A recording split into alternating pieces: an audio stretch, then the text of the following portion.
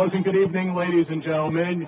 This is a WPSL Northeastern Conference matchup. Tonight, Vale SC takes on the defending national champions, Sporting Connecticut Women. Here are this evening's starting lineups. First for visiting Vale. In goal, wearing number 1, Meredith Zematis. In the field, number 3, Kayla Ward. Number 4, Leah Farrell. Number 9, Riley Powers. Number 10, Jess Carr. Number 11, Emma Noheimer. Number 12, Chloe Landers. Number 13, Elena Taylor. Number 15, Anna Costello. Number 17, Claire O'Neill. And number 21, Logan Jacobs. And now the starting lineup for Sporting CT. In goal, wearing 0, Caitlin Daly. In the field, number 2, Julia Sally.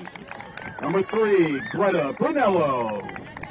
Number 6, Christina Stone. Number 8, Tiff Weimer. Number 9, Shay Boyle. Number 10, Tori Souza.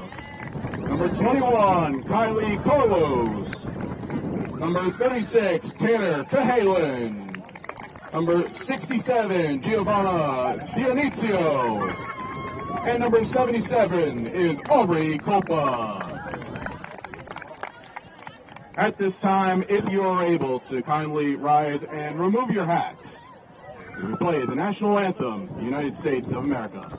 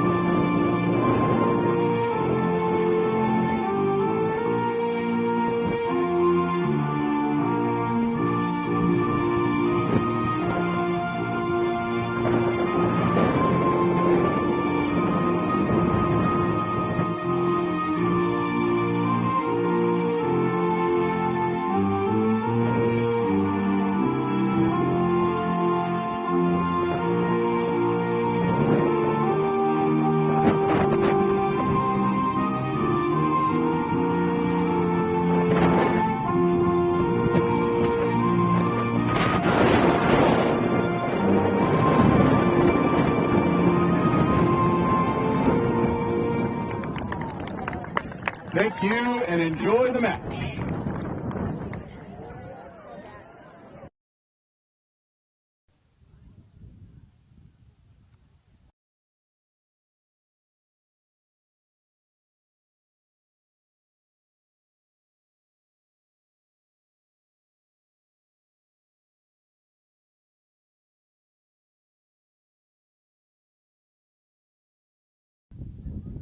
And a pleasant good evening, everybody. We're coming to you from a windy Middletown, Connecticut for this, a WPSL Northeastern Conference matchup and a Middletown derby as well, with two programs just only 15 minutes apart from each other, 20 depending on the route and traffic that you take. But it is Sporting Connecticut, the defending WPSL champions, who take on Vale SC, who are playing their first ever match in the Division I of WPSL. Last year, they were in the second tier, but had an outstanding season, winning the WPSL 2 Metro Conference by going 7-0-1.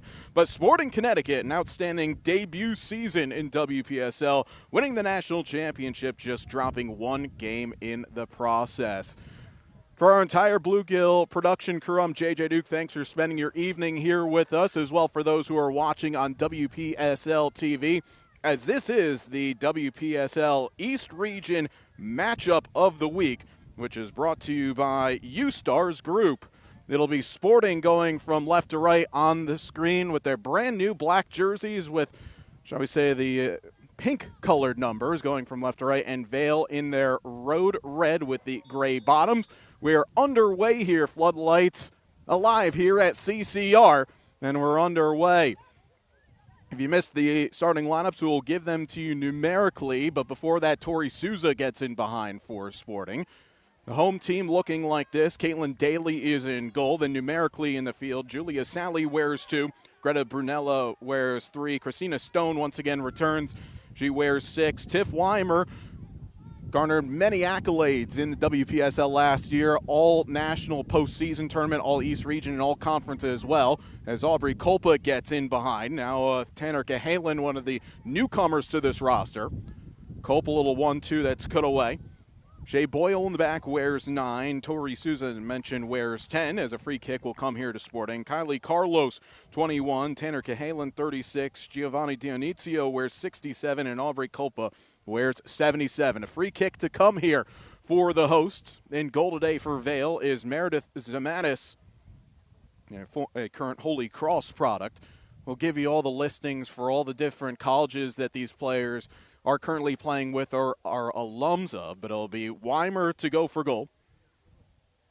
Netted a dozen over the course of last season, including 3 in the postseason. As Vale will have 4 in the wall. Weimer from about 30 yards out, and that one goes in!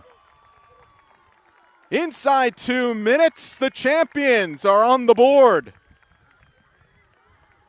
We'll take a look at this one here. Looked like it might have taken a deflection on the way through. Sporting are going with the wind. That might have come off the head of one of the Vale defenders. Nonetheless, Weimer back on the score sheet as she so often does. Certainly that ball was knuckling, and Zamatis was certainly offset by it. But that is exactly the way that Sporting wanted to get out to a quick start in front of what is an outstanding crowd here, standing room only at CCR facility. Again, it does help where both of these organizations are only just about 15 or 20 minutes from each other. But the start exactly that Sporting was looking for as Vale will go back home. Let's take a look now at the starters for the visitors who are under the direction of Keith Simons and Jonathan Murray. Also, congratulations to Keith Simons, by the way. On social media, it was announced that he is now the new head coach at Connecticut College, a Division III program not too far away from here, so congratulations to them. Numerically in the field, Kayla Ward wears 3, Leah Farrell wears 4. Riley Powers wears the number 9 jersey. The captain is Jess Cars. This one is on frame. And a good save by Daly, forcing the effort from Elena Taylor off the mark. And Sporting able to clear their lines. Emma Noheimer wears 11. Chloe Landers wears 12. Anna Costello 15. 17 is Claire O'Neill. And Logan Jacobs wears the number 21. Good area for O'Neill to try and swing one in. Daly, though, able to take that. Daly, she split pretty much every game with Emma Malone last year and splitting in terms of playing 45 minutes in each game. Kate, who wrapped up her senior season at the University of New Haven last fall, helping the Chargers move up from the Division II to the Division I rank. She'll be playing her post-grad season at Providence College in the Big East. And Daly, despite the mark that she had in terms of a goals against at 317, keep in mind that a player that really, if it wasn't for her, New Haven would have had some really challenging deficits go their way. Daly had a 75 save percentage and registered double-digit saves in 5 occasions for New Haven last year, but was a stalwart in between the posts for Sporting Connecticut, including seeing the majority of the minutes in the stretch of the postseason, as that is cut out by Boyle. And here is Cahalan, California native Tanner, who's a Yale graduate. Chance now for Vale for the big switch to this near side for Ward, but that will be taken by Daly. You're going to hear heavy gusts of wind over the course of this match. For the golfers out there, this is probably a 2-club win, depending on the way that you go, but currently it is in the backs of Vale at the moment. And for a program a season ago who scored 28 goals in the Division II ranks of WPSL over 8 matches, including defeating Sporting Connecticut reserves in both the home and away fixtures. Be curious to see stylistically how they're going to be playing, if they want to go route one with the wind or if they'll just try and play through the channels. Brunello, the native of Italy and a graduate of Southern Connecticut State out of the Division II ranks. Now with Stone. A big switch on to Kolpa, instead goes short with Weimer. Now Tori Souza, longtime veteran, both formerly a professional as well, playing UWS and WPSL. Dionisio, Dominican Republic international, has a chance to let one fly here, which she does, and just puts it wide of the mark. Oh, that was most certainly a chance there for Giovanna. Just that ball couldn't settle for her, and half in one mind, half in another. You'll see the defender just kind of laid off for the last moment. Ward was beaten, and the defender was definitely taking away the cross. That was Costello, the Quinnipiac alum, and forcing Giovanna to take the shot, but not able to test the keeper, Zamatis, in goal.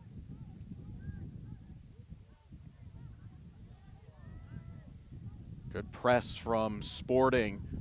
Again, though, with the wind at the back of Vale, the last ditch would be try to lump it long as Landers plays short, but not in the same wavelength. And Sporting will take it back. Boyle into the channel. I'll be out for a Vale throw-in. 7th minute here. Sporting Connecticut on the board in the 2nd minute with a Tiff Weimer free kick goal. Nearly took it right off the foot of Costello, but able to find safety out wide. Now Riley Powers, 3 goals and 3 assists last fall for Central Connecticut State. Gets it now out wide to O'Neill. Claire with a couple of players to aim for inside the area. That was dragged in the direction of Taylor. It's cleared away. And tracking back from Kolpa, who only played a handful of matches last season for Sporting, but when she was in the squad, she was electric up front. 7 goals across the 6 games or so. As Weimer does well to take it off of Ward. Kolpa able to dispossess the defender and Landers, and she's through on goal here, has Souza with her. Still Kolpa. That kept on, it was not. It'll be out for a goal kick. Now, Kolpa is most certainly a threat against any defense, and plying her trade with Penn State with 8 goals and 6 assists across 15 matches last year. That was in her sophomore campaign after netting 7, mostly coming off the bench in her first year, including having a huge performance against Maryland where she had a goal and 3 assists. So someone that could get the job done. And the crazy thing for this Sporting Connecticut team is last year in their run through the postseason, they were hit a bit with the roster. They ended up having to field what was a mix of experienced players, which helped them down the stretch, while also fielding a number of high school players.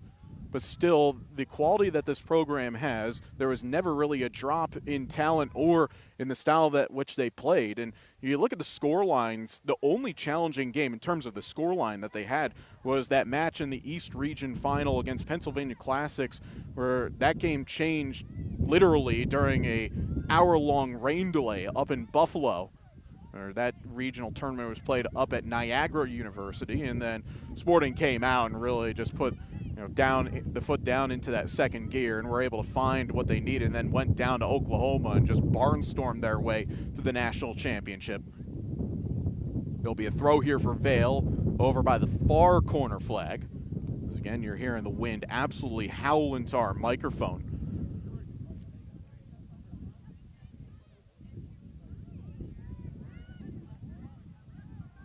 Brunello able to take it off the attacker.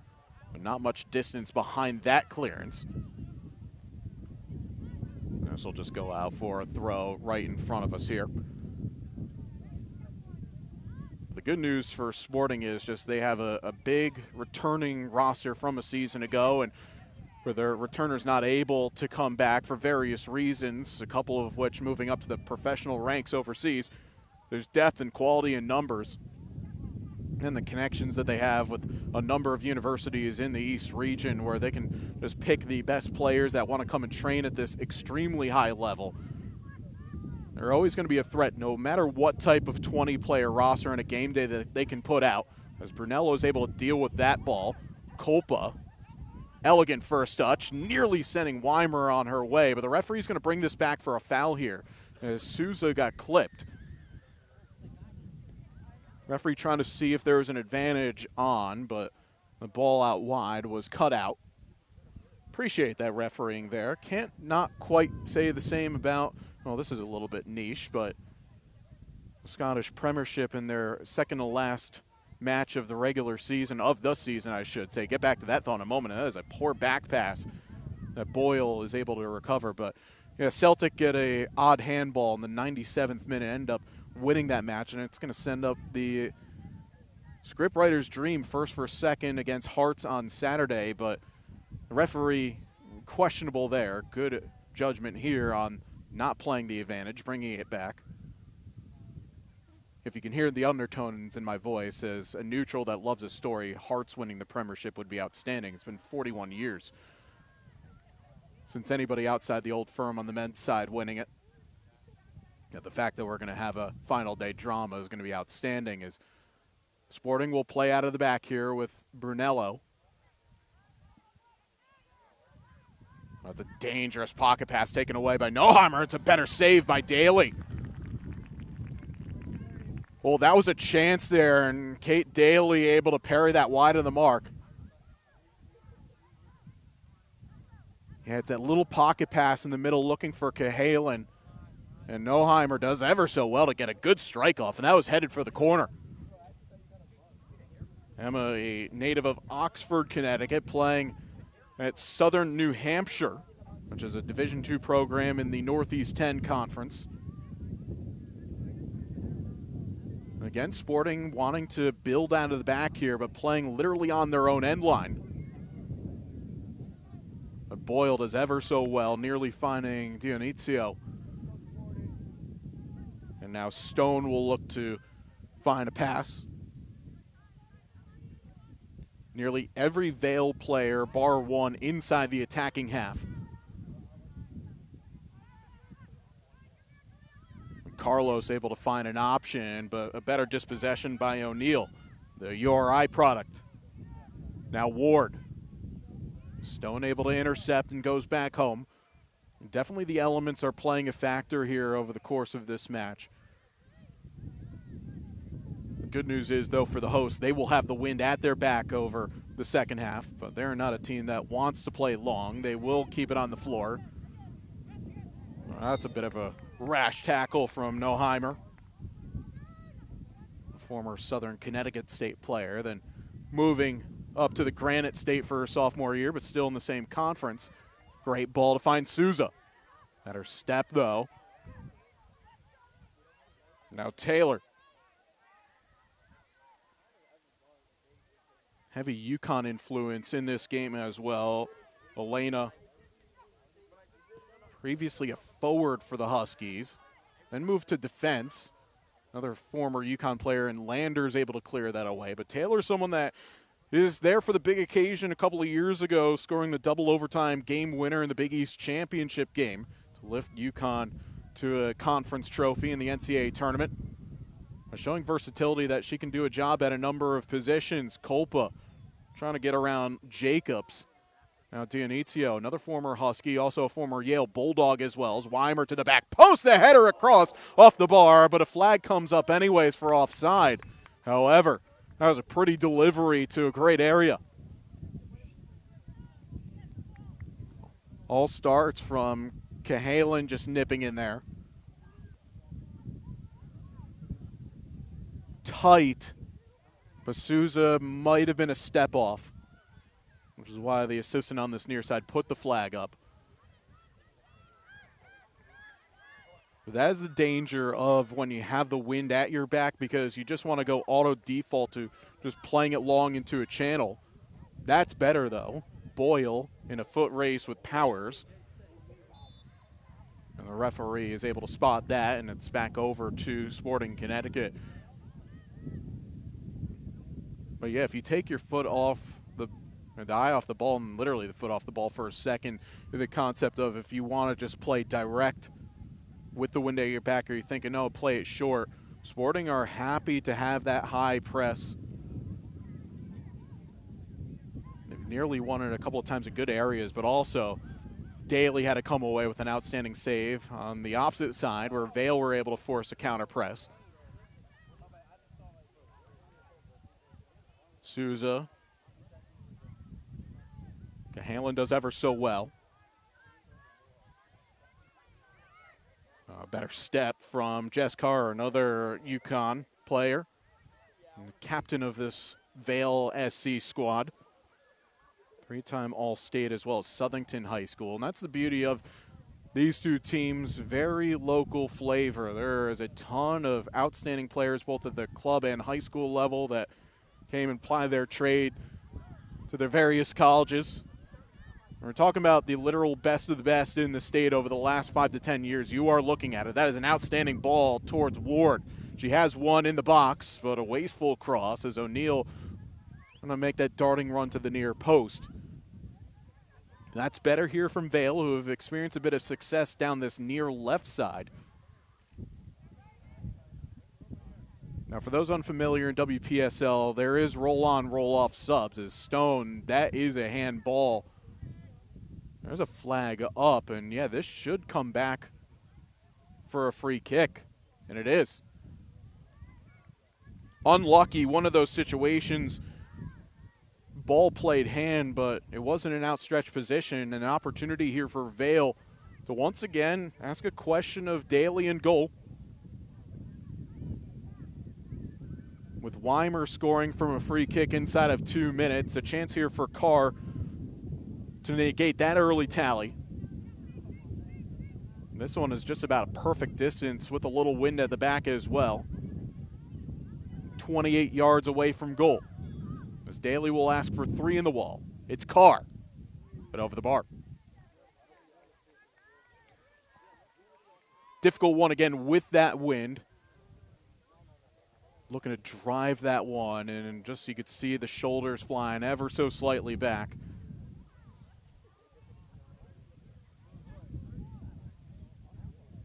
Sporting will again build out of the back. But as I was saying, in WPSL, you are allowed roll-on, roll-off subs. So with the 20-player match day roster, so 9 available subs, and some teams may or may not have secondary options for goalies, you could almost change the entire field players of the 11. As a takeaway now for Jacobs, who's in on goal. Jacobs with a better tackle by Carlos. And eventually a shot is taken, sent wide of the mark. A good step there from Logan. Another Yale product, multiple All-Ivy accolades to her resume. And it was Taylor who once again missed that one wide of the mark. Sporting would have a slight edge in terms of the possession, but the better the chances in favor of the visitors. Sporting trying to hit into the channels looking for Culpa. Well recovered by Dionizio, and Weimer tried to complete the nutmeg, could not, and now Taylor can drive, and she's got Powers busting a gut out in the far flank. Can she keep it on? She cannot. It was the run that you wanted to hit. And Powers probably made up a good 50 yards to get forward. Unfortunate for her, that ball just had a bit too much behind it. 20th minute now. Again, the lone tally coming from Tiff Weimer. Last year was one of a number of players for Sporting Connecticut who garnered all national, all conference, and all region accolades. Weimer along with Kylie Carlos, who returned to the squad. Carlos, the defensive most outstanding player in that national semifinal and final setup. Weimer, Carlos, and Christina Stone all got themselves all region accolades, and then the conference, Jay Boyle joined Stone, Carlos, and Weimer. And you could say that last year was certainly a success for Sporting Connecticut, as they were also honored as the Kendra Halterman Outstanding Women's Amateur Team of the Year, which was presented by the U.S. Soccer Adult Council heading into this year. They, alongside the California Storm, who will actually be the opponent for Sporting Connecticut Coming up next month at the inaugural Brandy Chastain Cup, that will happen on June the 6th out in Davis, California, as there's going to be subs coming on for both teams. What an opportunity it will be for Sporting to, in essence, have a rematch of last year's championship game. It is a matchup of the last two WPSL champions. As it's going to be Brunello and Sally who come off. Lainey Smith, one of the players who just checked on. As this ball sent to the box, and Dionizio does ever so well to bring that down. But the pass intercepted now, Kayla Ward. That should be a Sporting throw, and it is.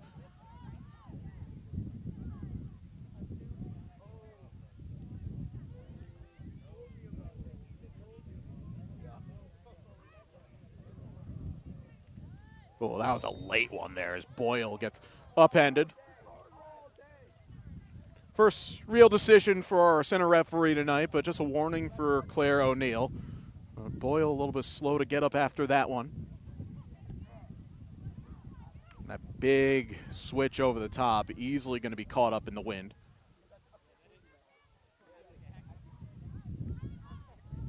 Another ball over the top, but that'll be easy for Daly. Another change for Sporting, that's Taya Gambardella, who's going to be operating off the left side. Taya, the Villanova product, who played 16 matches for the Wildcats last year.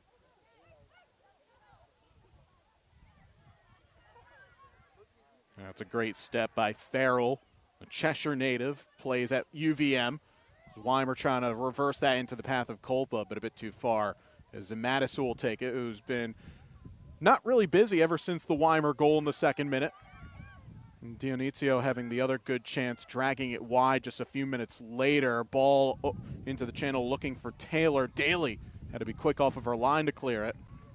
As Elena's been hunting anything just off the right. Taylor, who had a couple of assists last season as a defender, but has been a noted goal scorer over her career. And Sporting were looking for a whistle, but didn't get it from the referee. Looked like Kolpa got knocked, but we play on. Carr away from traffic, goes back home. Oh, dangerous clearance, though. That Stone was able to get to it, but just not able to find Weimer out in front of everybody.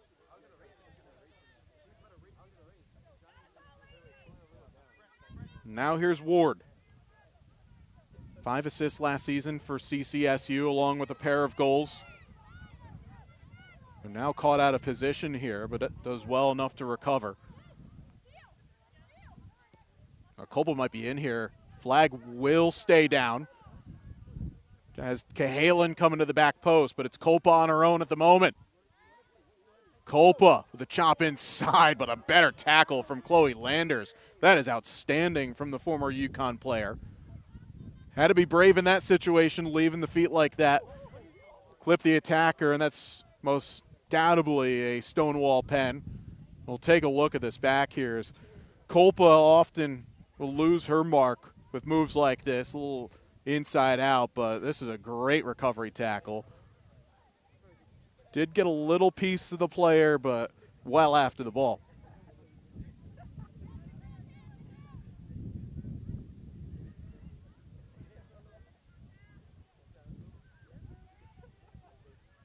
Again, thank you to all those who are joining us here on our Bluegill Productions YouTube page, as well as WPSL TV for this midweek matchup between two programs, Vale and Sporting, only separated by about 15, 20 minutes. The first time we've had a proper Middletown derby at the top level.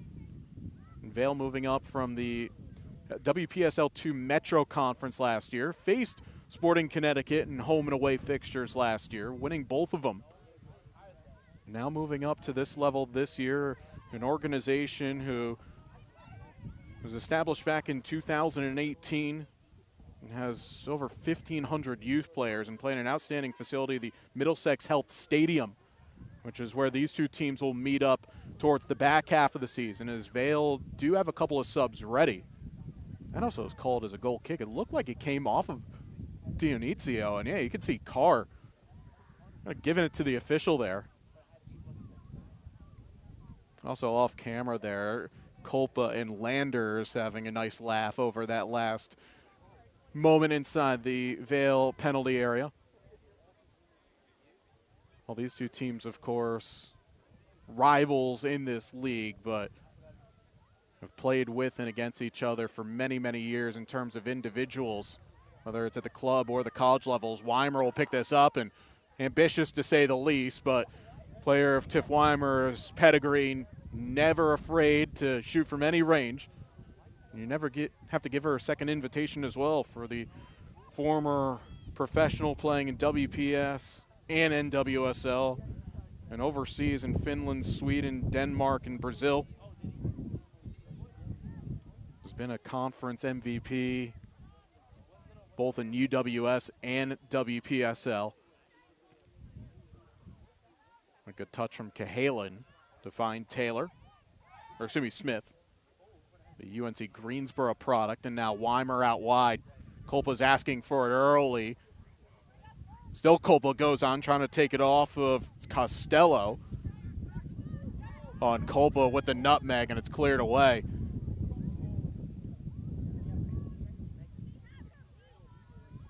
Landers has been tasked a pretty difficult assignment here on the left side of this defense. Has done the job. Inizio. Not a bad area, actually. Sue's able to bring it down under some pressure. That was Riley Powers that tangled her up for a bit. And we're going to have some subs coming on for Vale as Ward and O'Neill each go off. Katie Farr, who's on the near side of your picture that you'll see in a moment, wears number 2. And Mackenzie McCormick checking into the match wearing the number 7 jersey for the visitors. Wrapped up the senior season down at Southern Connecticut State and played 55 matches for the Owls. Stone with a great tackle. A chance here for the hosts. Cahalan through to Kolpa. Keeper off of her line, and it just goes wide. It was a really good ball to play Kolpa through, and she has done that a fair few times in a Sporting Connecticut jersey. Cahalan, that's outstanding from her. And that's just instinctual from the keeper to at least make a challenge and be big, be brave. Kolpa nearly netting her first of the season, and you say that almost now a couple of times today. As we come up on the half-hour mark.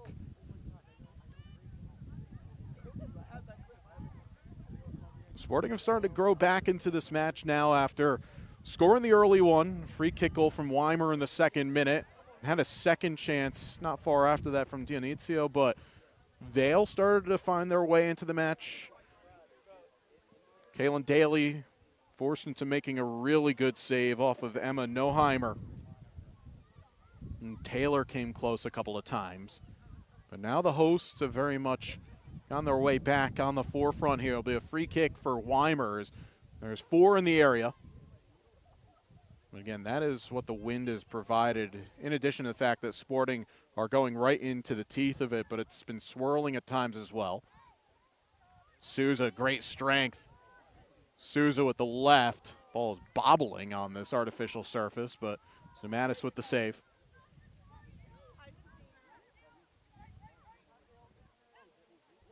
That's a good ping as well. Carr. Well taken away by Smith. That's going to be a foul on Sporting, and Laney cannot believe it. To be fair, both players were tugging at the jerseys. It looked like Carr might have had a bit more of Smith's jersey than the other way around. Then those two will become acquaintances once again shortly after the whistle. McCormick now. Noheimer from distance. Daly was not really troubled with it, but scurrying across the goal mouth nonetheless.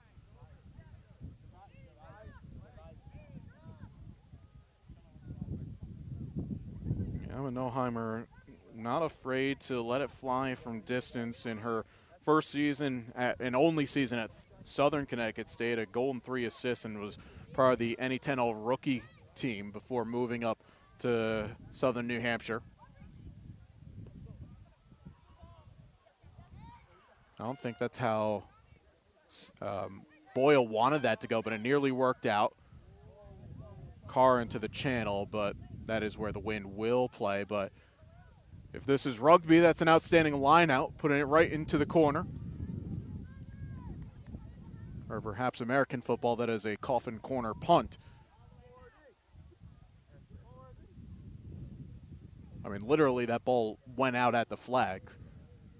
One of those, if I had the opportunity to make rules, one would be have someone that's running the line and literally putting a little, that Comex spray like you do for free kicks to back the wall up. This is where you can take the throw from. You can go back, but you cannot go beyond that line. Do not pass go. You don't get $200 for those Monopoly enthusiasts. Oh, that's well done from Boyle. It was a little bit too strong for Kolpa, but that's outstanding from Shea. Will be playing next season at UConn after playing for Big East rival Seton Hall. Also started her collegiate career at Boston College. Both teams making a handful of changes thus far. And outside the early goal from Weimer off of a free kick, there's not really too much to separate the teams. As I said a little while ago, the more grade A chances have come from the visitors. And certainly the conditions will play their part. And in these summer leagues, as I say that, it feels far from summer here in the Nutmeg State. One of those that it takes a little bit of time to get game continuity going.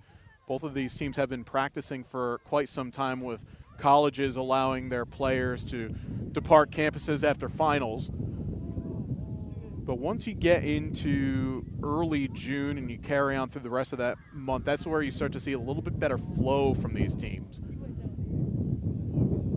As I say that, of course, Sporting always have had this incredible ability to pick up where they left off. Outstanding training regimen that they have here with this club, and they've had for many, many years. And yeah, it's never really, you have to work on things, especially with the big core that Sporting has coming back from last year's squad. It's just more where you find those little intricacies. Is wholesale subs coming off now and on is it's Carr, Noheimer, Farrell, and Jacobs all off.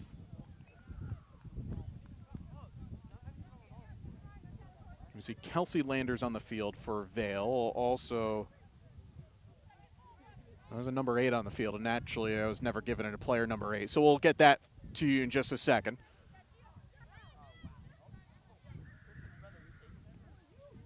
This goes back home to Boyle.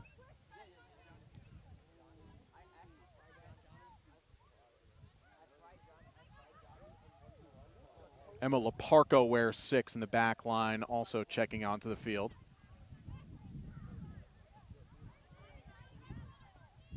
Yeah, as I said, it's roll on, roll off, so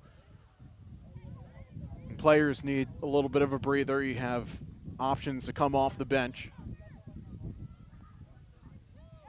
And with there only about 11 minutes or so before halftime, start to make a few of those wholesale changes, though. Difficult one over the top, and that was Costello misjudging it. Covered up by Leparco. Smith almost coming away with it. Leparco will play at Dartmouth in the fall. Avon High School standout. Now the other change, Megan Menard, a Holy Cross product, also on the back line. So pretty much the right half of the back four for Vale has changed. And the entire attacking front outside of Taylor has been changed as well. free kick for Vale. Again, a credit to Vale where they have the obvious advantage with the win, but they're not electing just to lump it over the top. They're trying to still play stylistically the way that they want to play.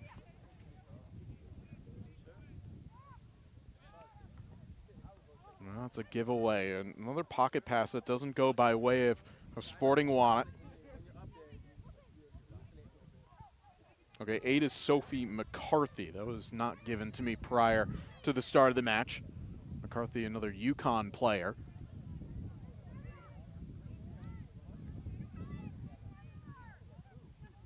Well, it's a dangerous one from Cahalan from short distance, but McCarthy looks to be all right.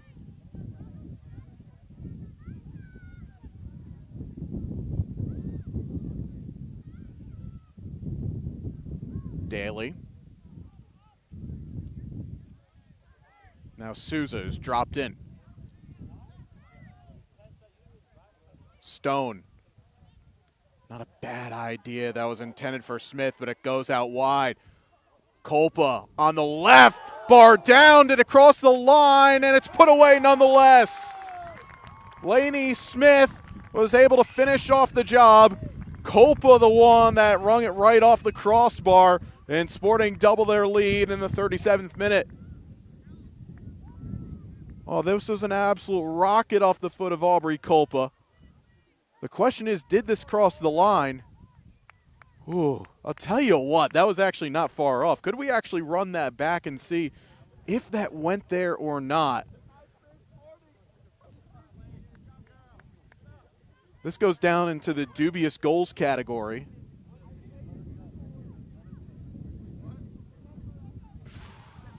Beads come up right in front of the line, so sorry to Aubrey, but that is not going to be her goal. Instead, that will be to Lainey Smith, who appeared with UNC Greensboro last year. Smith, more noted for her heroics a couple of seasons ago, scored that buzzer beater state final championship goal a couple seasons ago for Mercy. Is that one registered pretty much everywhere, not only on social media, but that got on SportsCenter top 10. Yeah, that was a wild fixture. That my friend Chris Saunders had the call of that one, and it's not very often do you have a buzzer beater goal in soccer because obviously you play stoppage time, but it happened, and it was an absolutely crazy one. But Smith with the goal, that one coming in the 37th minute after Weimer scoring in the second.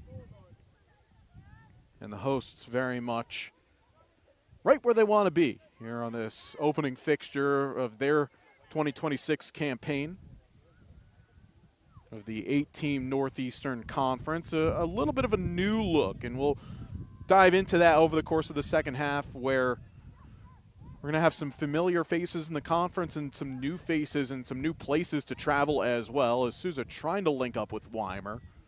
Running behind, that was intercepted the last moment. Landers, was really good skill from Chloe to try and link up with her sister Kelsey. Boyle able to recover and go back home. Well, Chloe wrapping up her career a couple of years ago at UConn. Her sister Kelsey started her career, played 2 seasons at Iona, then college, now university, and transferred over to the University of New Haven. By the way, as a broadcaster, trying to keep track of where schools move in terms of going from one league to another is already challenging enough. And then trying to remember who changes from college to university, that is a different proposition. Because it's a horrible feeling when, say, you're on linear television and then all of a sudden, oh, wait, the school officially changed to university a couple of weeks ago. Whoops. Not what you want. Fortunately, you have yet to have that slip, but I know people that have had that opportunity come their way, and you don't want to have it. It's a great ball over the top to Kolpa. The wind was able to keep that into her path. Aubrey, that's going to work out. Weimer has stayed on side. And Sporting using the wind to their advantage, so that cross intended for Kolpa is cleared away. Carlos able to see that out. Been a good flow to this first 45 minutes as we come up on the final 5 of this first half. Don't imagine there's going to be too much stoppage time. Fortunate also, we have not nearly gotten to that time of the year where we need to have hydration breaks. And then you just have to build in the stoppage on that. So to imagine there can only be as much as a minute or so that we'll likely see. Cahalan. It's knocked out. It'll be a throw here for the hosts. Goal scored from Tiffany Weimer off of a free kick in the 2nd minute. And then Lainey Smith, a 1-foot toe poke over the line off of the rocket that goes off the bar by Aubrey Kolpa, who's been frankly rather unlucky in this match.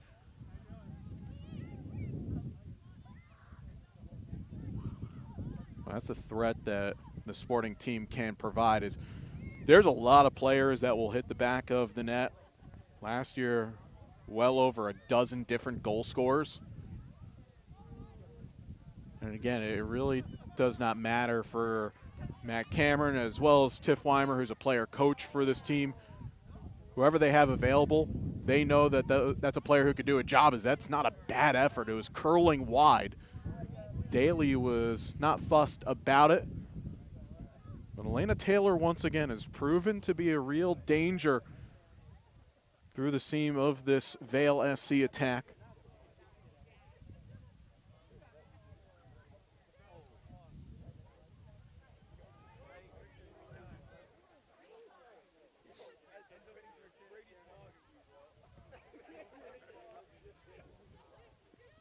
Dionizio now with Souza.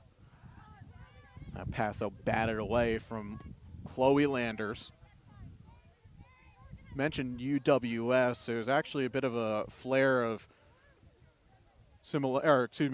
for players that know a lot about each other stylistically, as a number of these players for both of these teams played the Connecticut Fusion team in the summer of 2021 that went all the way to the UWS National Championship game, losing to the Santa Clarita Blue Heat, who are now in USL W League. That was a team that, by the way, had the likes of the Thompson sisters playing on it, as well as Lauren Sesselman, an ex-professional, and a few other current professionals. That's one. Went right through the back of Smith, and it'll be a free kick for Sporting. You had the likes of Weimer on that team. Stone was on that team. Landers was in that squad. Just talking about players that are in today's match only. Tori Souza, Kelly Quigley, Brenda Brown, who's also on the bench for Sporting, all involved in that team.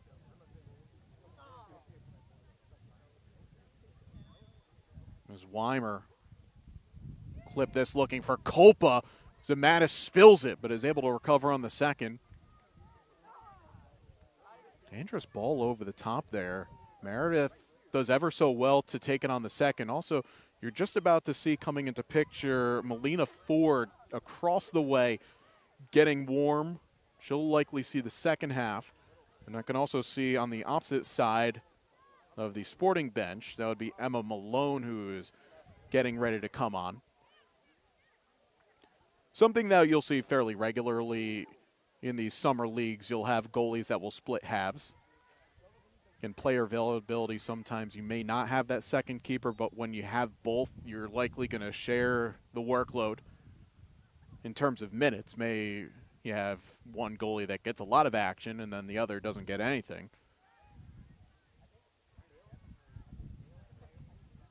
As we're in the 45th minute here, maybe the last chance coming for Sporting. Kolpa able to knock it down. A shot from Cahalan's blocked. Dionizio.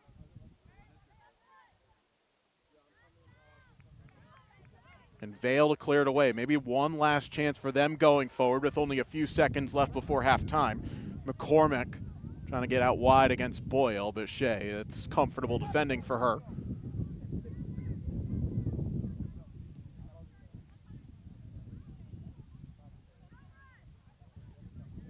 Well, that one is wide and over us. Wover.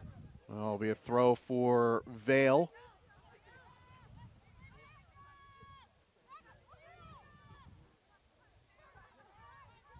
as we are now in first half stoppage time.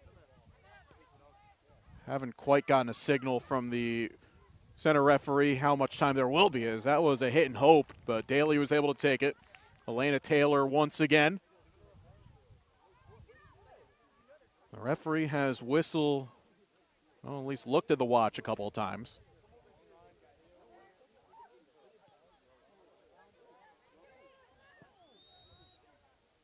And that is going to be it for the first half. So Sporting Connecticut in their return home, their return to WPSL action after winning the national championship one season ago. They lead by 2-0 by way of Tiff Weimer free kick goal in the 2nd minute. And then the 37th minute, Lainey Smith finishing off a shot that went off the crossbar from Aubrey Copa. And the hosts lead their crosstown rival Vale SC by 2-0. We will step aside for halftime, be back in about 15 minutes for the second half as you're watching a presentation of WPSL Soccer right here on the Bluegill Productions YouTube page and WPSL TV.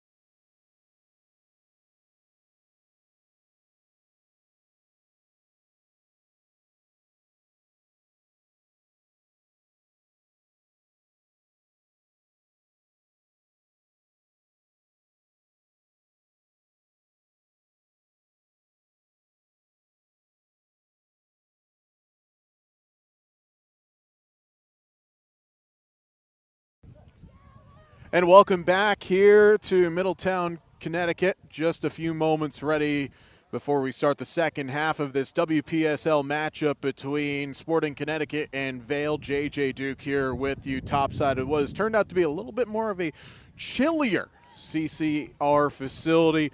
It is Sporting Connecticut who lead by 2-0 by way of a free kick goal from Tiff Weimer and a goal in the 37th minute coming from Laney Smith after a shot from distance from Aubrey Culpa rocketed off the underside of the crossbar, and it was eventually toe poked in. It is the hosts in the black jerseys going from right to left now on your screen, and Vale in the red jerseys from left to right. Goalkeeping changes for both teams as Emma Malone takes over in between the posts for Sporting. Malone, who just wrapped up a season with UNC Greensboro, 66 career games played during her time there, and a 2.01 GAA with a save percentage of 65. Her counterpart is Melina Ford, who is the NEC Goalie of the Year for Central Connecticut State last year in her junior campaign with a 1.22 goals against and an 80 save percentage, and is a few years removed from being the NEC Tournament Most Outstanding Player. And this is not a knock on Meredith Zamatis, who was really good. In fact, both goals, really no chance. The Weimer one, a shot from distance off of a set piece that was swerving through the wind. Weren't still quite sure, even from our replay. And Tiff will probably be the first to contradict me. In fact, she'll watch this and send me a message immediately to say there was no deflection. But from our angle, it did look like the ball moved pretty crazy. Again, the wind also would play a big factor in that as well. Outside of the goals, though, you have to say that Vale had the better of the two, or better chances of the two teams. Elena Taylor was a handful for Sporting, especially when she had an opportunity to drive forward with possession. But it was Emma Noheimer who did force a really tough save from Kate Daly. There's a player who's down right now for the visitors and is crawling over to the bench. Trying to see if we can get a number across the way. And that is Sophie McCarthy, who came on as a very late sub in the first half.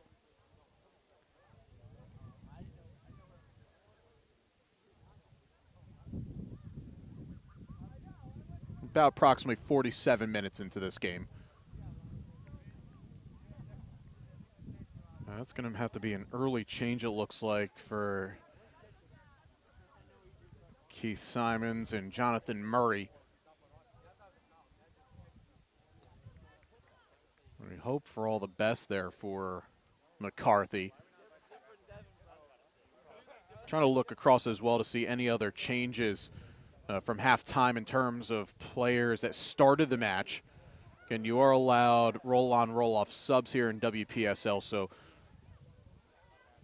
could expect to see a few, at least to start the second half. Can say that the second goal scorer for Sporting and Laney Smith has stayed on the field. But a lot of the players who otherwise started the first for the host start here in the second. As I say that, Taya Gambardella also continuing on after coming in as a substitute in the first half. It's a back pass that goes straight to Weimer, and she's got Aubrey Culpa with her, and Culpa's been played through. Culpa in on goal. Culpa save from Ford.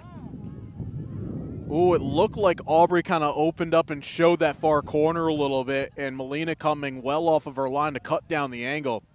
That's a good save. And really, you can mark that one down pretty early on in the second half as Weimer has come through. The flag stays down for her. Weimer with the chip. But yeah, not going to beat Ford like that. But Weimer, that was a really deceptive run because Culpa was in an offside position, but Tiff not so much. As that ball out of the back is cut out by Riley Powers, and she's now gotten in. Has O'Neill in the area. O'Neill flicks it around.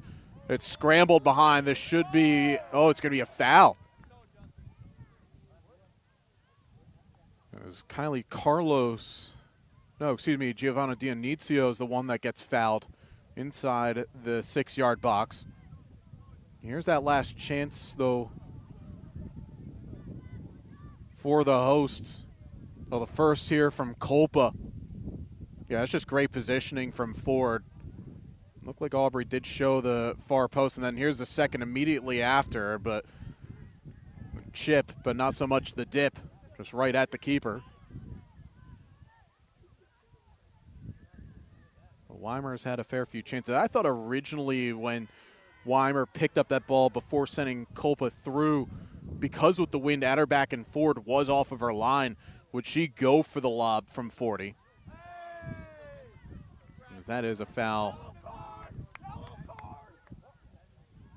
And you can see the Sporting defender asking for something more than just a talking to. That is Kylie Carlos. Veteran defender at this level, previously in UWS, now in WPSL. They're not happy with the treatment that she's been getting from some of the Vale attackers. That time it was Taylor who's whistled for the foul.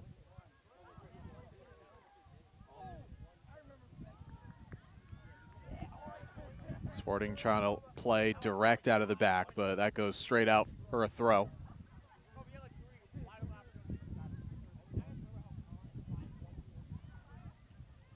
And Boyle, new balls please, because that one is gone. We are a couple of weeks away from the French Open, so that's where that phrase will come out often enough. Switch out wide. Well, that would have been audacious from Powers if she got something onto it. The flag came up anyways. You could say that Vale have started the better here in the second half in terms of adjusting to the wind, which is in their face. They're not afraid again to clip those balls into an area, and with the likes of a Claire O'Neill, with an Elena Taylor and others, and Noheimer plus Powers, why not be greedy and take a chance? Chasing a pair of goals, but certainly that scoreline is one that probably doesn't do them justice in terms of the way that they've played in this game. They've committed going forward and trying to play some good football here in the first 50 or so minutes of this match. As now Kolpa's been played out wide. Oh no, the flag's going to come up. Was Aubrey on or close to the line? We'll never know, but saw Kolpa with a couple of one-on-ones here over the course of this match. First half tugged it wide, most recently denied by Ford.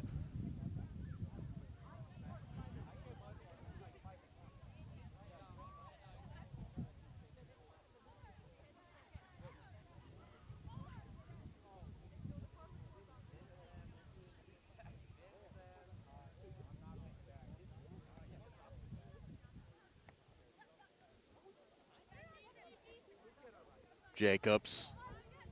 Solid first half for the Yale product. Native of Avon, Connecticut is Logan.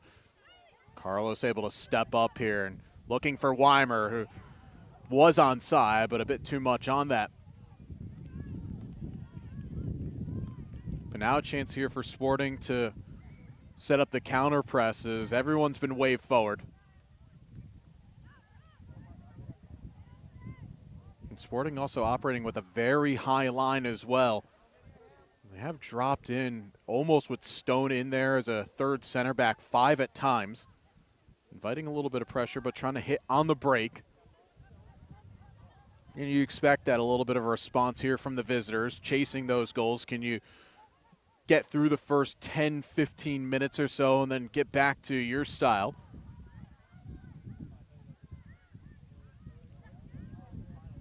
Julia Sally trying to step in, but it's going to be a foul on her.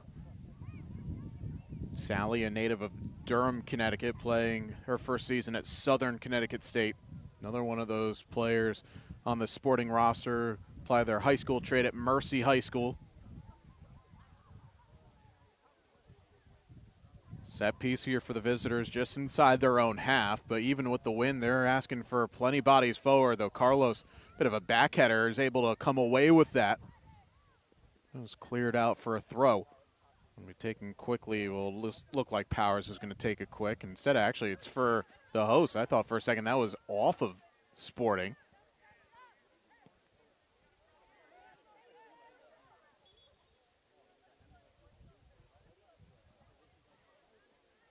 Now this is going to be brought back for a free kick for the visitors.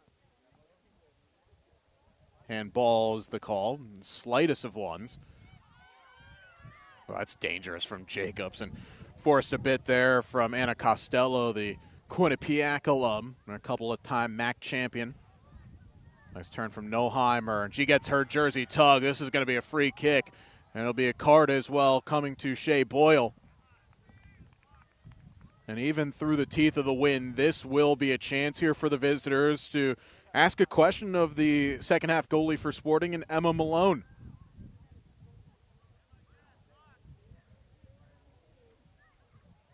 And this is right on the edge of the area, but at an angle where you can choose either side and put a little pace behind it.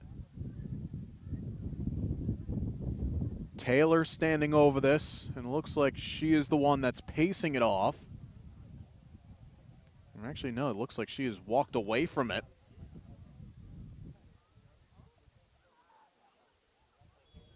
Couple in the wall here for the hosts, but a low one that's dragged right in by O'Neill, and the second effort was not much better. And not one that Claire O'Neill will put into the memory banks. Player that was a fairly regular product for URI last fall. Average anywhere between a half of a half and a full half for the Rams. Certainly a talented product to watch out for in the A10. Former All-State as well as O'Neill at Southington High School. Stone. Able to work out of that to Gambardella, who can now attack here. Gambardella able to nutmeg a defender. Kolpa trying to switch fields. Smith trying to turn away, but Jacobs picks her pocket. And now the visitors can break here. Taylor into the channel, but well read by Sally. Halen getting stuck in, comes away with it. Smith trying to return the favor, but it's intercepted. Costello over the top, getting through is O'Neill, keeper off of her line. O'Neill, still O'Neill goes on here. Save from Malone. That's a big stop there for Emma, who came off of her line. And a foul after that, but she made a choice to come off for her line. O'Neill did the first part right in rounding the keeper.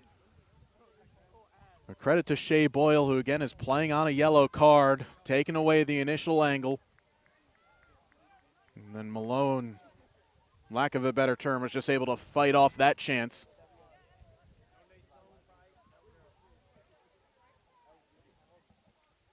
Just about on the hour mark here. And the goals coming for the hosts, both in the first half. Weimer off of a free kick in the second minute, and then Lainey Smith in the 37th. Vale have created more of the chances here in the first 13 minutes of this second half. That is a push, and this will be a foul and a card on Jess Carr.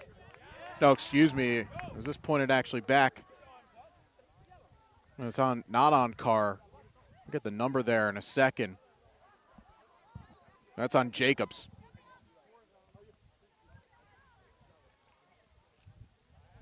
Maybe as you could see the reaction from Carr saying, "What, me?" And then the sheepish look from Jacobs. Now Carlos will ask the players to go forward here, and this is one of those, again, with the win, you don't want to put too much on it. She'll just play short. Into the channel now for Weimer, who's got two in the area. The Rabona cross looking for Kolpa. That's cleared away. It's not quite new balls, please, but that one goes on to the field behind us. And about four young ones will chase after it. It's not baseball, or you don't get to keep it. But now the question is, we need someone to go get the ball for the players.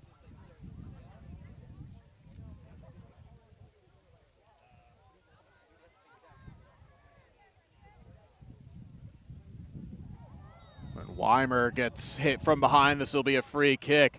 And this is in one of those areas right now where if you're Sporting, you can hit this into an area and ask a question of Melina Ford.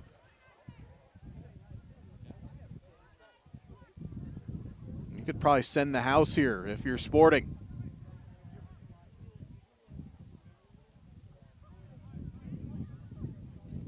And the hosts are going to ask for 6 to line up just inside the edge of the 18. Everybody bar 1 back for Vale. Weimer, not a bad ball, and it's 3. It's a brilliant finish for Dionizio with that bulleted header.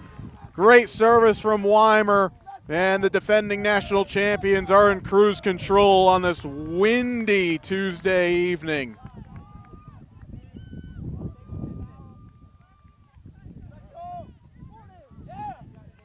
Yeah, Giovanna just well read there. I should actually say Wednesday evening. Lord knows I don't remember what day of the week it is anymore. Nonetheless, comes a little against the run of play.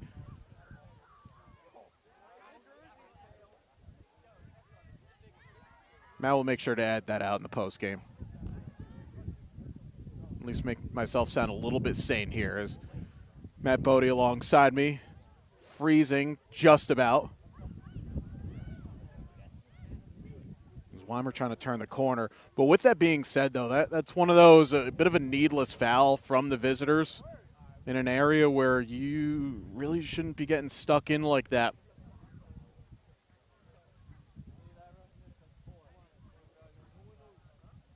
And that's now 2 goals off of set pieces for the host. 1 going in directly, and Weimer, who's had a hand in on 2 of the 3 goals here this evening. Just can't give her any opportunity to do damage and make it pay for a mistake. There's another one there. She's able to knock it over the top for Kolpa, who's gotten in here. Kolpa to try and finish off the evening. Good save by Ford. But a misplay out of the back by Vale with everyone going forward. And Weimer just playing it into space. It's starting to become a Rolodex now for Aubrey of the amount of chances that has been saved or have gone off the crossbar. As Jacobs sends that one into the parking lot. And again, this comes off of just a short free kick. Played square, and then Weimer was able to just loop it into space looking for Aubrey. That's a good save. And Aubrey does ever so well to get a decent chance off and at minimum hit the target. Looks like multiple players for the visitors are ready to come on here. Got about 25 minutes or so left to go here.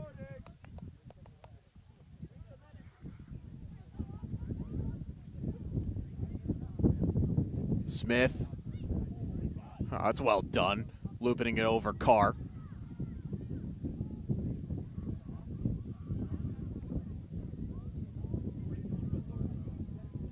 And you can hear the wind in the microphone really start to pick up again here. Yeah, square right in the face of the Vale players. As you see, not a ton of distance on that Ford clearance. This will be a throw, and had changes ready to go for both teams, so the referee waves them away, and we play on for the moment. Well taken by Powers. Sally not able to keep it on, and this is where all those changes should be able to come on, and in fact they will, as it'll be hockey-style changes for both teams. By the way, I want to take a moment here to thank our sponsors for the season for Sporting Connecticut, Jen Rose Stone and Tile, Eagle Rivet Roofing, Center Dental Office, Player Pulse, Bluegill Productions, and Duke Tig brand, thank you for all your support for Sporting Connecticut over the course of this 2026 WPSL season.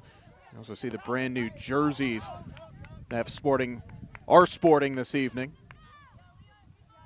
Genrose on the front, black with the pink letters and numbers. And also, as Matt up here quickly pointed out when we got on site, the star that is on top of the crest for the defending champions. A nice touch. There's the Sporting squad embark on their 8-game regular season schedule. Mention also that they're going to be competing in the inaugural Brandy Chastain Cup match against California Storm, which will be on June the 6th out in Davis, California, the Davis Legacy Soccer Complex. In terms of the teams that we'll be seeing across the year, there's a bunch of new teams for Sporting Connecticut that they'll be facing in this 2026 season from last year. This ball knocked into touch. Of course, naturally, when I pull everything up on my phone, it just elects to not go as Copa loses a mark. Shot back to Smith, but it's cleared away. And this only now just goes out. Yeah, so the returning teams into this season in the Northeastern Conference, you have the Albany Rush, the Merrimack Valley Hawks, the lone team to beat Sporting from one season ago. Rhode Island is back, and then here are all the new teams. First, the out-of-state teams. Vermont Wild come into the fray. I should say that is the only new out-of-state team, and then fortunately for Sporting, you have a number of in-state teams that'll feature in the conference. Connecticut Rush be one of those teams, Inner Connecticut Football Club. And you also have the Vale squad, as we mentioned. You play a single round robin, so either home or away, and then you'll have one match against, you likely would say, your closest geographical rival.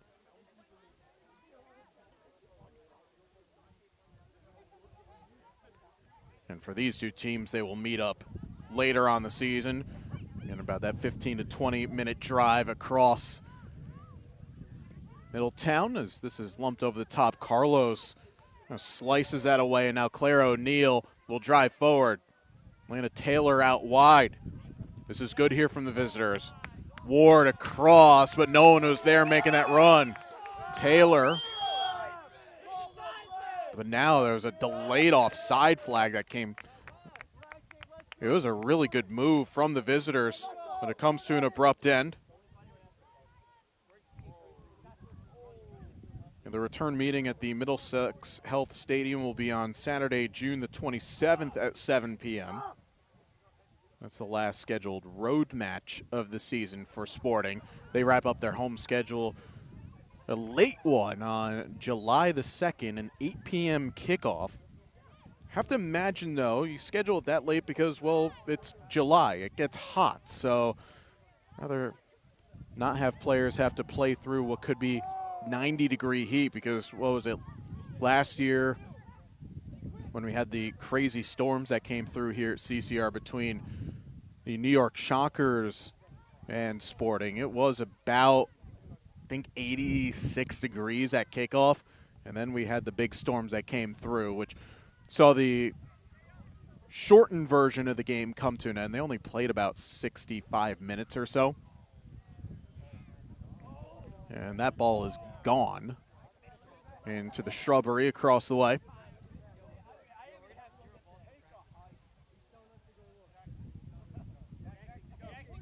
And once again, new balls, please, as we do have ball kids who are here, but they're just hanging out over in a corner.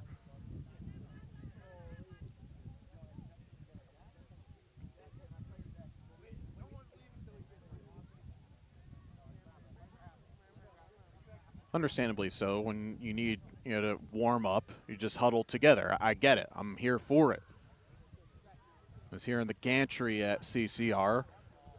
There is no area to try and warm up. We're very much right in the wind. That's a really good take out wide. Taylor trying to clip it in. It's blocked. Carr Ball rolls, steps past another. Taylor stays onside, hit to the back post, and it was a necessary header at the last moment. M.K. Sullivan, who checks onto the field just a couple of minutes ago, a key intervention otherwise.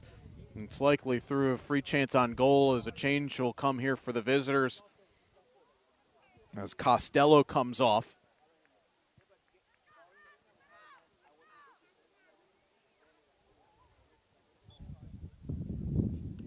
But yeah, if Sullivan wasn't there, Riley Powers has a free header. It's probably 3-1.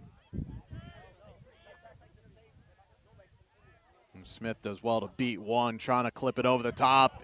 And Weimer is in here, just with Chloe Landers, who came back onto the field, the lone defender back. That one is over, but Weimer appreciating that ball from Smith. It's not all that often you see this Sporting squad look to play direct, but that was the right channel and the right area.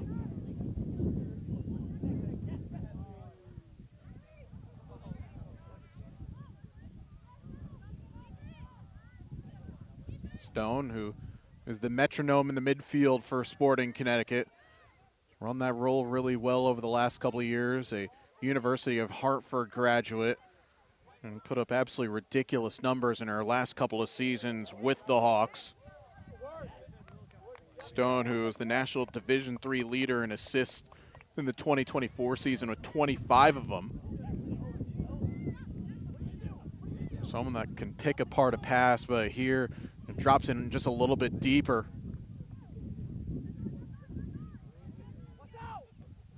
That's a good step, and now the host can once again break. That pass looking for Weimer, intercepted by Landers. Jacobs. Carr, but a bit too much on that. And Malone will take. And 2 goals from the hosts in the first half. Weimer in the second, Smith in the 37th minute. And around the hour mark, it was Dionizio with a bulleted header off the free kick from Weimer. But again, for Vale, it's a scoreline that really doesn't do them a lot of justice. They've put a really good showing here for their first match of the season. Vale actually get right back after it on Saturday when they welcome in Inner Connecticut across town as Weimer takes it away, and she'll go for goal and scores! That is what she does. Tiff Weimer spotting the keeper off the line. It's a 2-goal, 1-assist performance from the veteran. And you know if you're lingering on the ball too much, Weimer is going to be happy to shoot from any range. And that was a strike as well.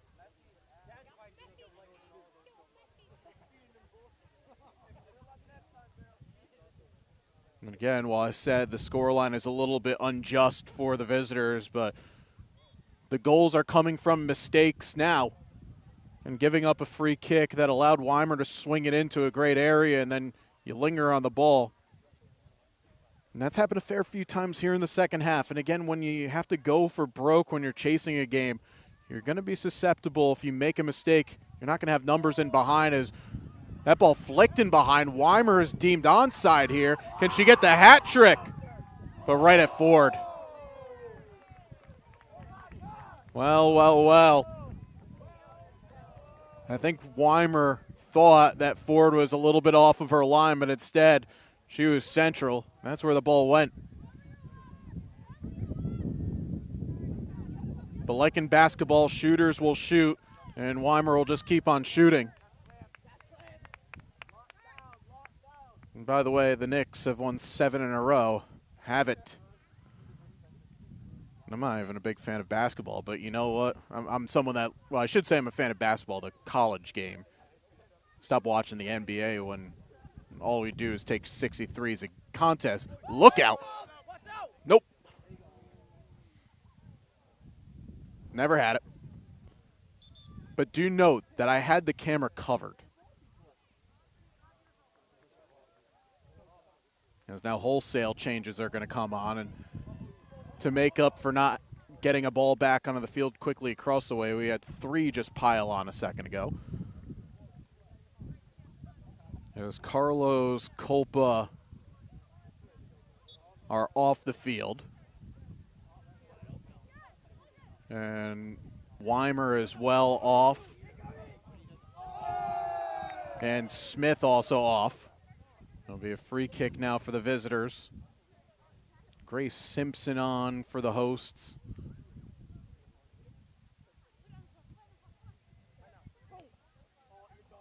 Abby Johnson is also on the field for Sporting. This one clipped into an area. It goes all the way through. Cleared at the last moment. And that shot from Noheimer, unlike the effort that she had back in the first half, wide of the mark. Kelly Quigley on the field wearing that 96 or is that 99?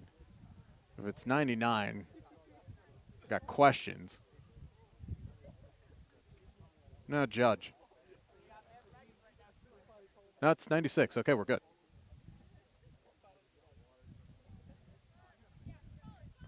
It looks like a little bit of a personnel change as well in terms of where players are in the back line for Sporting. Trying to identify as we go is Cahalan is dropped in at center back alongside Boyle. Sullivan stays on the left and Quigley goes on the right. Brenna Brown also into the game, the former Fairfield University Stag who wears number 81, another veteran of the UWS and WPSL ranks. Ball into the channel for Abby Johnson, the WPI product. Big goal scorer there, 13 goals across 2 seasons at the Division III ranks.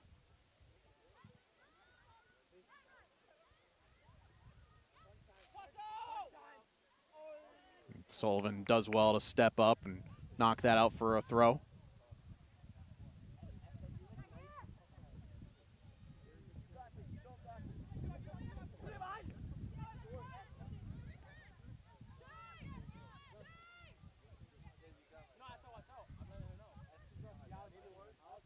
And also Jules Uris has come in as well in the center back position. Albertus Magnus player, another Division III school, not too far away down in New Haven. That goes all the way through, but a bit too strong for Souza. It also looks like Vale are preparing a trio of changes. So as I mentioned, Vale, they're going to be back in action coming up in a couple of days. More on that in a second as Johnson has gotten in through here. Has an option all the way to this near side. It's Sullivan with the effort. A save by Ford. And Melina Ford has certainly had her fair share of action here in the second half.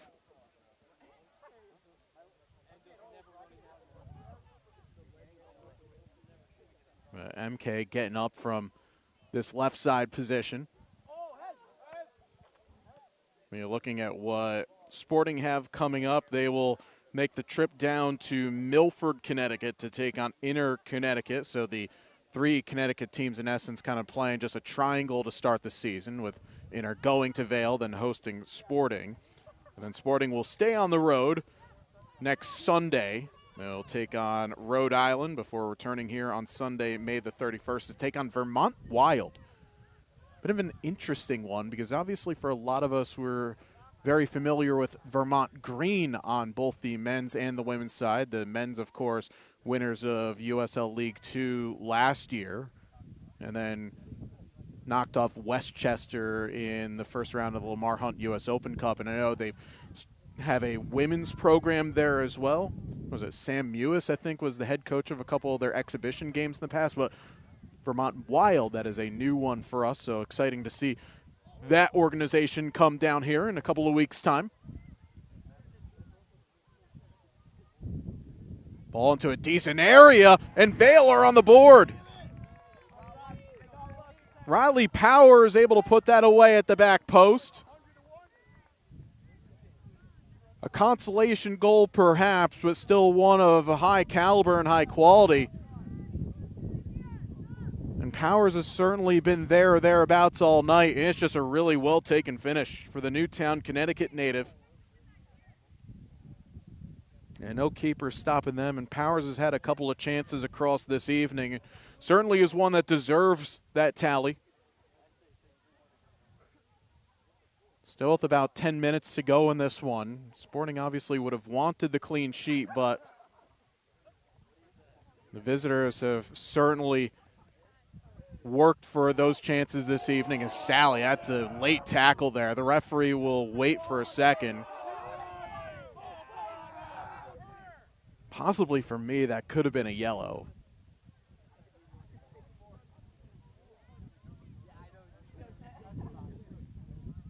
But the visitors will just get on with it. And Tiff Weimer with 2 goals and an assist this evening. Lainey Smith and Giovanna Dionizio also with goals for the hosts.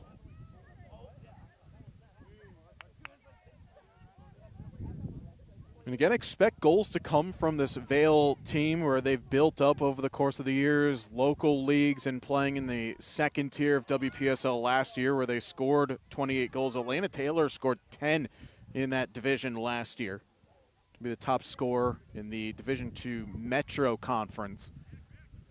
You know there's going to be players that will find the back of the net as Johnson gets fouled. And there's also a good balance across the roster, too.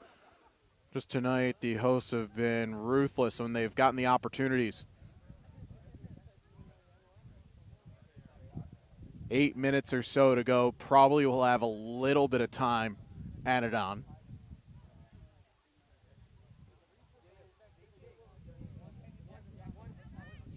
Ball served towards Simpson. Souza comes away with it.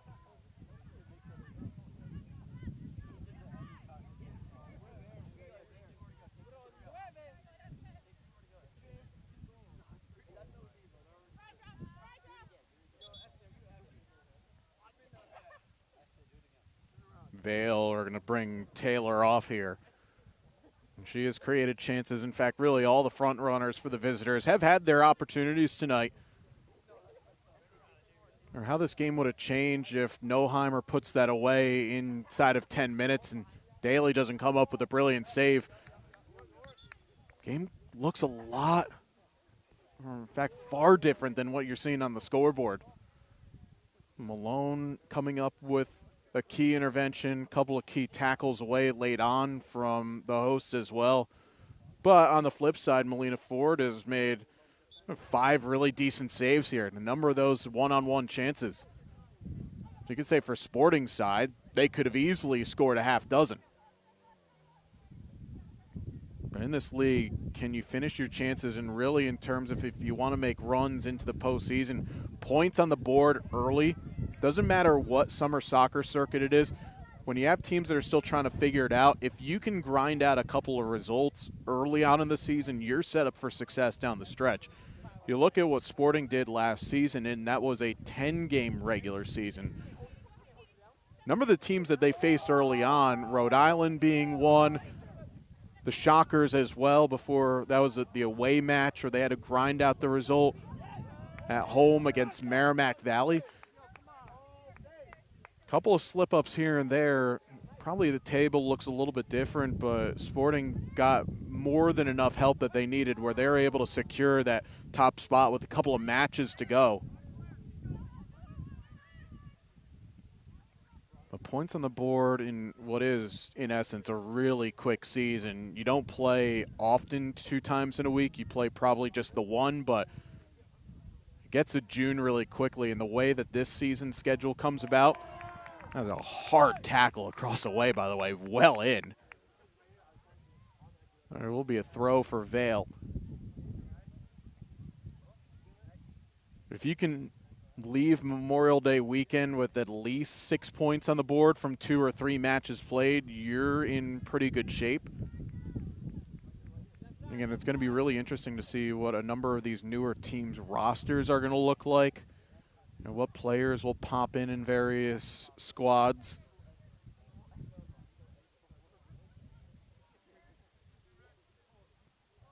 And also, as well, you have that showcase contest between California Storm and Sporting Connecticut in a couple of weeks from now for that Brandy Chastain Cup. It will not be one that goes into the standings, but it's one of those that could be a preview, perhaps, of teams that we'll see later on the postseason. There was a Sporting 4-0 victory in the national championship game down on the campus of Oklahoma State.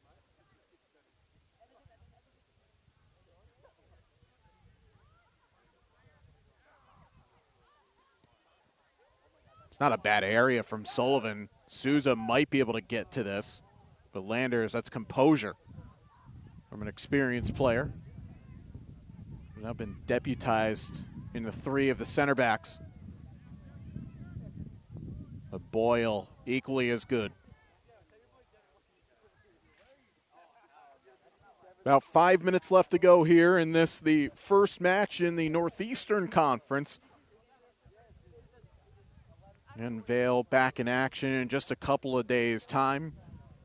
Curious to see how the squad rotation will look for that against a inner Connecticut team who, they'll have the opportunity to watch this match back. And that's also the really fascinating thing for the unknown teams and for teams that are a little bit ahead of the game in terms of where their schedule is.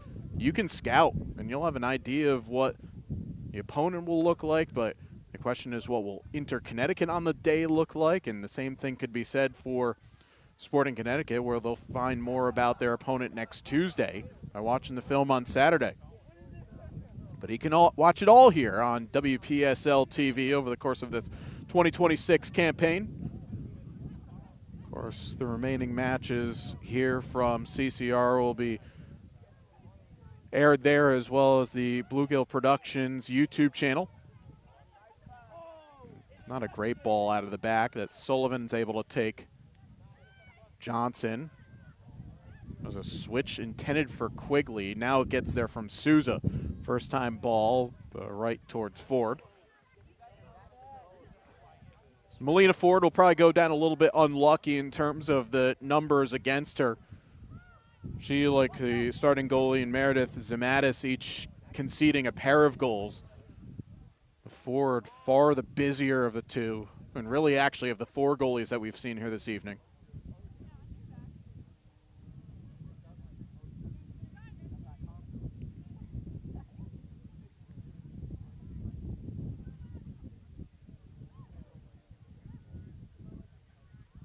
And it's not often that you say this in what is dubbed as a summer league, but boy, you're going to have to blast the heat on in the car on the drive home. For those that could use a strong cup of tea after the game, me specifically in this, that's going to be full blast on the kettle when you get home from an hour from now. Traffic pending. For those in the state of Connecticut, construction pending. This ball lifted into an area, but Sullivan's able to take it. Maybe one last charge forward for either team before we blow for full time.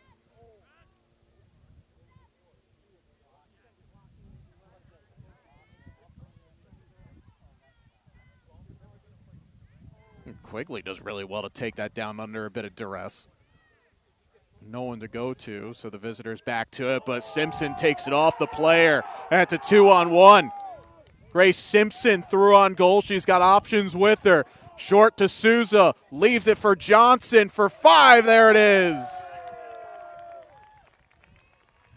A star on the jersey, a 5-star performance for Sporting Connecticut, and that's 3 points sealed. And once again, it comes from a mistake at the back. Grace Simpson, she'll get the assist for that one. It's a composed finish for Abby Johnson. Had 3 goals last season, including scoring in the postseason as well.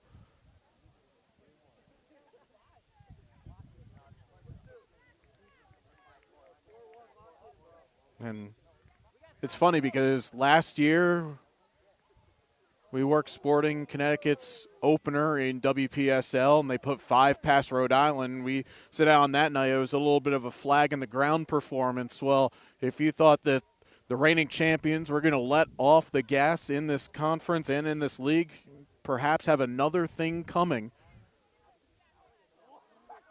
And Tiff Weimer at the double. Dionizio, Smith, and Johnson also finding the back of the net. Weimer goes down for a 3-goal contribution night. She'll also probably claim that she should have had 4. definitely would have had 3. But who's counting, really? Again, she will definitely let us know about this, and when I say us, I mean me specifically. As we're in the 90th minute here, don't imagine there's going to be a ton of stoppage time added.